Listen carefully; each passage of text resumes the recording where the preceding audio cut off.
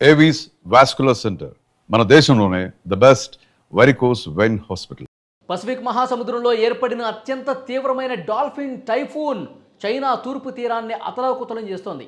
గంటకి 160 కిలోమీటర్ల వేగంతో బలమైనటువంటి గాలులు, ఒక ప్రచండ గాలులు దూసుకొస్తున్నటువంటి ఈ తుఫాను దెబ్బకి ఆ దేశంలో ఉన్నటువంటి వాణిజ్య రాజధాని షాంఘై చిగురుటాకులో వణిగిపోయింది. ఇంకా దాని చుట్టుపక్కల ఉన్నటువంటి ప్రధాన పట్టణాలన్నీ కూడా స్తంభించిపోయిన పరిస్థితి.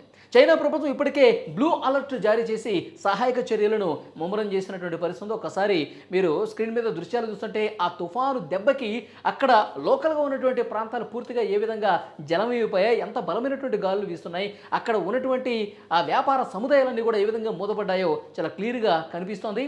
ఈ తుఫాను ప్రభావం షాంఘై కావచ్చు, జెజియాంగ్, ఫిజియాన్ ప్రావిన్స్ల మీద తీవ్రంగా పడింది.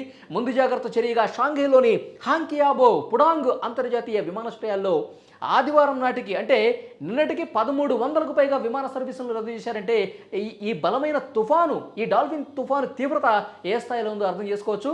మొత్తం 60% పూర్తిగా రాకపోకలు బంద్ అయిపోయినటువంటి పరిస్థితి.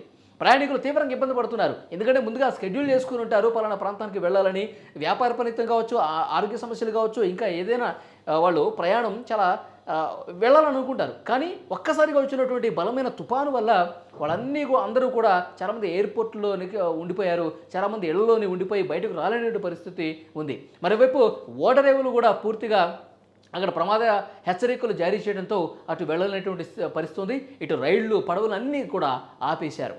ఈ భారీ వర్షాలు, వరదల ముప్పు పొంచి ఉండటంతో చైనా ప్రభుత్వం పూర్తిగా అప్రమత్తమైంది.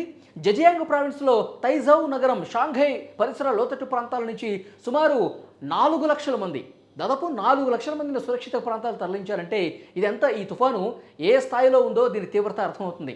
మరోవైపు పాఠశాలలు, వ్యాపార సంస్థలు, పర్యాటక కేంద్రాలు అన్నిటికీ కూడా 3 రోజుల పాటు సెలవులు ప్రకటించినటువంటి పరిస్థితి ఉంది.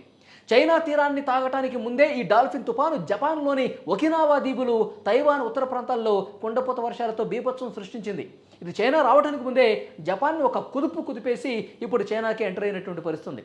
ప్రభావిత ప్రాంతాల్లో 200 నుంచి 400 మిల్లీమీటర్ల వర్షపాతం నమోదయ్యే అవకాశం ఉంది భవిష్యత్తులో. అంటే ఈ 2-3 రోజుల్లో.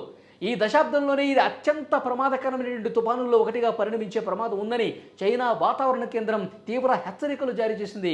కాబట్టి ఈ పరిధిలో ఉన్నటువంటి జెజియాంగ్ ప్రావిన్సు టైఫూన్ ఈ ప్రభావంతో పూర్తిగా షాంఘై పరిసర ప్రాంతాలు, దాని చుట్టుపక్కల ఉన్నటువంటి చిన్న ప్రధాన పట్టణాలు కూడా పూర్తిగా వాళ్ళు ఈ టైఫూన్ గుప్పిట్లో చిక్కుకొని ఈ డాల్ఫిన్ తుఫాను ప్రభావానికి గురై చిగురుటాకులా పూర్తిగా వణికిపోతున్న పరిస్థితి. లోతట్టు ప్రాంతాలు పూర్తిగా జలమైపోయాయి, రాకపోకలు అన్నీ కూడా బంద్ అయిపోయినటువంటి పరిస్థితి. పాఠశాలన్నీ బంద్ చేశారు. అక్కడ ఉన్నవాళ్ళు కూడా చెప్తా ఉన్నారు, సురక్షిత ప్రాంతాలకు తరలించండి మమ్మల్ని, అధికార యంత్రాంగానికి మొరబెట్టుకుంటున్నారు. ఎప్పుడు ఇంకా భారీ వర్షం పడుతుంది, ఎప్పుడు ఏ రాత్రి పెనుగాలులు వీస్తాయో కూడా అర్థం కాని పరిస్థితి. వెంటనే రెస్క్యూ చేయండి, మమ్మల్ని సురక్షిత ప్రాంతాలకు తరలించండి అని చెప్పి చాలామంది అక్కడ అధికారులకు మొరపెట్టుకుంటారంటే పరిస్థితి ఎంత భయానకంగా ఉందో ఇక్కడ క్లియర్గా మనం అర్థం చేసుకోవచ్చు. కాబట్టి చైనాలో అధికారులు కూడా రెడ్ అలర్ట్ జారీ చేశారు. బ్లూ అలర్ట్ ప్రస్తుతం కొనసాగుతున్నటువంటి పరిస్థితి. రాబోయే 2-3 రోజుల్లో ఇంకా బలమైన గాలులు వీసే అవకాశం ఉంది. దాదాపు 300 నుంచి 400 మిల్లీమీటర్ల వర్షపాతం నమోదయ్యే అవకాశం ఉంది. అక్కడ ఉన్నటువంటి ఆ ప్రావిన్స్లో ఉన్నవాళ్ళు చెప్తున్నారు, గత కొన్ని దశాబ్దాలుగా ఈ స్థాయిలో పెనుగాలులు వీయటం, ఈ స్థాయిలో భారీ వర్షాలు కురవటం అనేది మేము ఎప్పుడూ చూడలేదు. ఇది నిజంగా అంటే గ్లోబల్ వార్మింగ్ ఎఫెక్టు. ప్రతి సంవత్సరం ఏటికేడు వర్షపాతం భారీగా, ఈ తుఫాన్లు భారీగా వస్తూ ఉన్నాయి. ఏదో సంవత్సరానికి 1-2 కాదు, నెలకు 1-2 వచ్చే విధంగా పరిస్థితులు మారిపోయినాయి.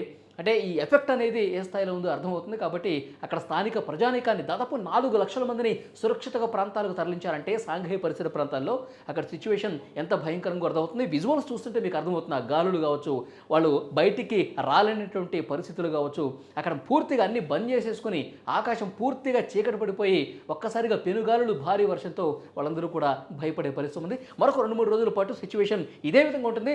ఎవరూ కూడా దయచేసి ఇంట్లో నుంచి బయటకు రావద్దు, లోపలే ఉండండి. ఏదైనా అత్యవసరం అయితే, ఇంపార్టెంట్ అయితేనే బయటకు రండి అని చెప్పి అధికారులు హెచ్చరిక జారీ చేశారు. మొత్తానికి షాంఘై ఇంకా అక్కడ ఉన్నటువంటి మిగతా ప్రావిన్సుల్లో ఒక రెడ్ అలర్ట్ కొనసాగుతుంది. ఒక భయానకమైనటువంటి పరిస్థితి అక్కడ కనిపిస్తుంది. అధికారులు ఎప్పటికప్పుడు అక్కడ మానిటరింగ్ చేస్తున్నటువంటి సిచ్యువేషన్ కనిపిస్తోంది.